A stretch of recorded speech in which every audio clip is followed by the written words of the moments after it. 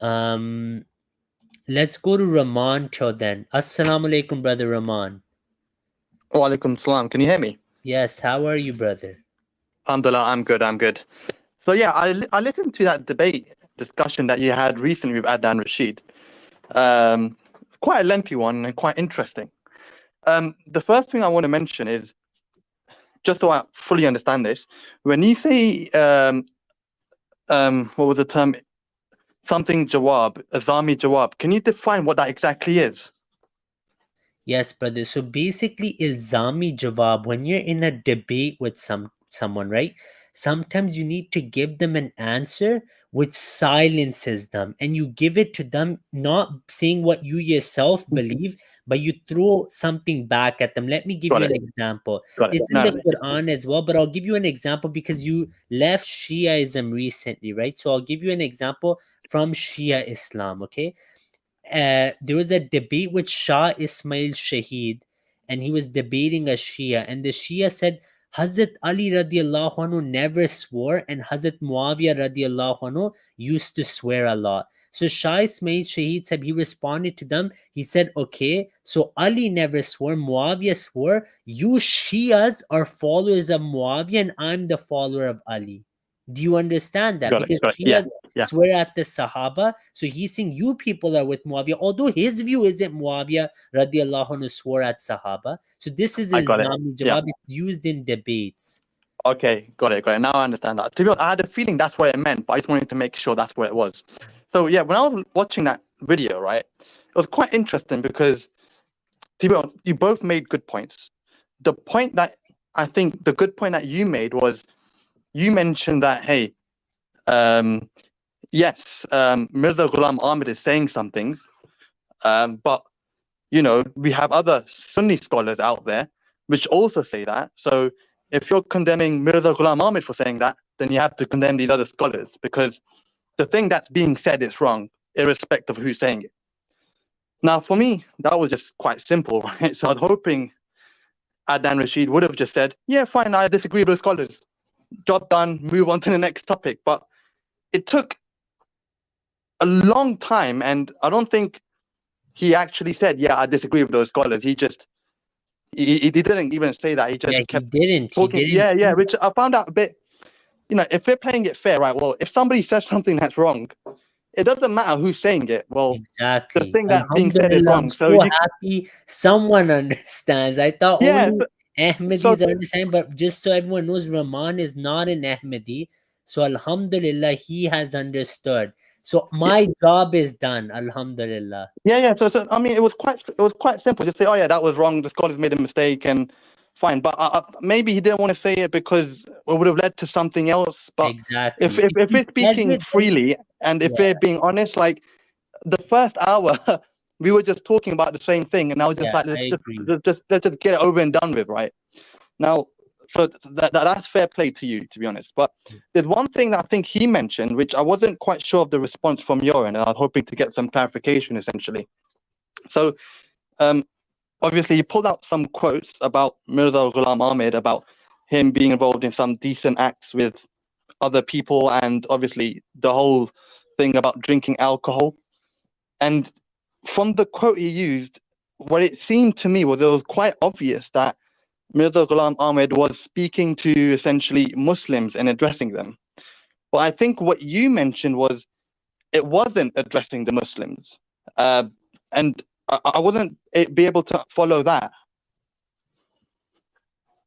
Jazakumullah, this is a really important question. So basically, Brother Rahman, ilzami jawab, when you give it, right, you use their own books, but it's as if it's your own belief. Let me give you an example. I gave you the example of the famous scholar Shah Abdul Aziz Delvi.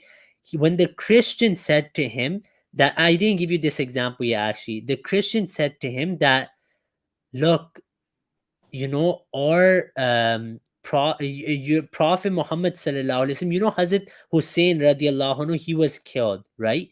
So The Christian said to Shah Abdul Aziz Delvi that did the Prophet Muhammad sallallahu alaihi wasallam not say to Allah that, oh Allah, protect my nephew? Did he not love him? Shah Abdul Aziz said, yes, he did. Now he's mentioning his own view. He says, yes, Allah did, Nabi Sallam did ask Allah that save Imam Hussein, but Allah responded to Nabi Sallam. He's giving his own view in Ilzami Jawab. He says, yes, but Allah replied to Nabi Sallam that, oh Nabi Sallallahu Alaihi Wasallam, my son just got crucified in front of my eyes on the cross from the Jews. I couldn't save him, so how can I save your nephew? Now, to the outside, it seems like, what's going on here? Does he believe Allah has a son? Does he believe Isa died on the cross? Of course not. So in Ilzami Jawab, Hazrat Ahmad to the Muslims who were badly influenced by the Christians, badly, they were becoming Christians day and night. They were getting influenced that, okay, alcohol should be allowed, and many of them were drunkards.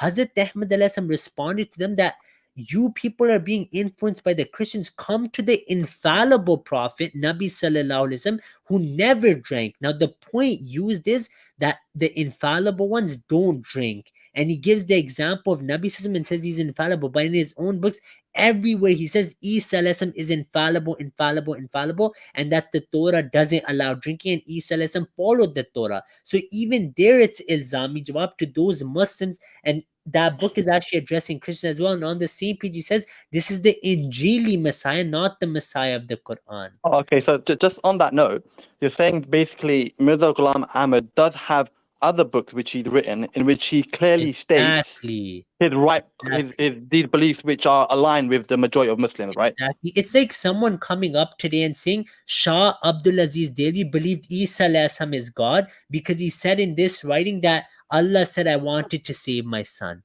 How can you do that? His other books, he's one of the greatest Muslims ever, and he's defending Tawheed day and night. Just because he gave an Ilzami Jawab to a Christian, you're going to say he believed Allah had a son? He's doing, Adnan's basically doing that. I gave him 6, 7 So just on that. Yeah. So when you gave Adnan Rashid the evidence from Mirza Ghulam Ahmad's other books in which he obviously clearly states, you know, oh, he doesn't believe in this. He believes, you know, Prophet Isa doesn't do this, or he wasn't involved in these wrong or bad acts. Yeah.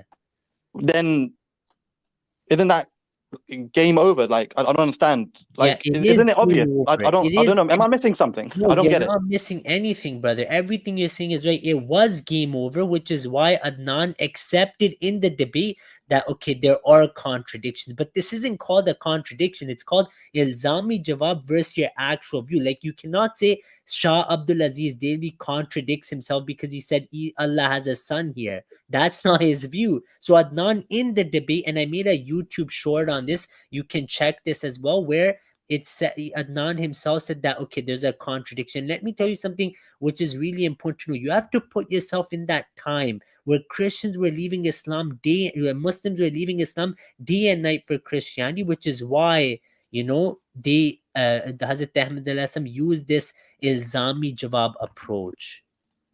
Yeah, no, I get it. Yeah. It was a good discussion, but sometimes I feel as if because people just don't want to give any leeway to the other side. That these conversations getting a lot more long-winded than they need to be, which I think is unfair. Sometimes it's good to say, okay, well, he was cutting me off every time my turn would start. Yeah, there was some cutting off as well, but